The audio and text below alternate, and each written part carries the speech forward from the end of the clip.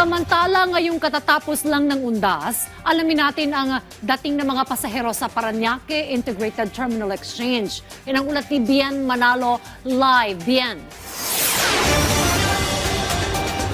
Diana, back to reality na nga ang karamihan sa ating mga kababayan matapos ang long weekend sa paggunita ng undas.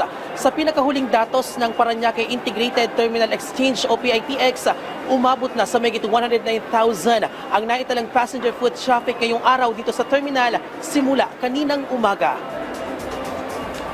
Nakasanayan na ni Belen Binuwag ang umuwi ng Baguio taon-taon para doon gunitain ang undas.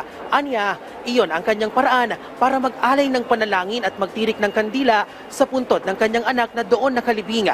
Ayaw niya nang maulit ang kalbaryo ng mahabang pila sa mga terminal taon-taon dahil sa dagsa ng mga pasahero. Kaya minabuti niya nang mag-book ng tiket ng mas maaga para makaiwas sa siksikan.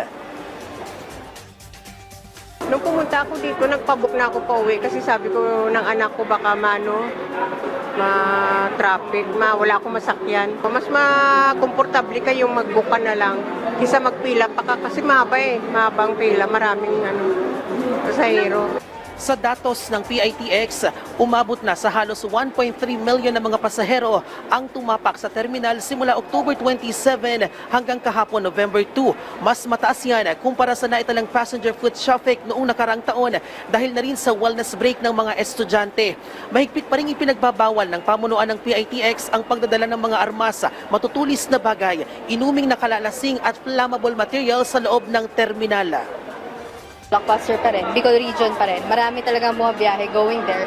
Kasama na dyan yung mga Batangas, Laguna natin na biyahe dahil marami ring umuwi over the undas weekend. Kumpara last year, marami tayong nakitang siksikan dahil marami nag-walk-in. Ngayon, mas prepared na yung mga kababayan natin eh.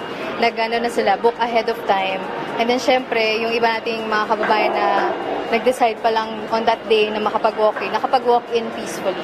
So, ayun, smooth over. Dahil naman sa severe tropical storm Tino, kansilado na ang ilang biyahe papuntang Eastern Samar. Samantala, pinaghahandaan na rin ng PITX ang inaasang dagsa ng mga pasahero sa darating na Kapaskuhan.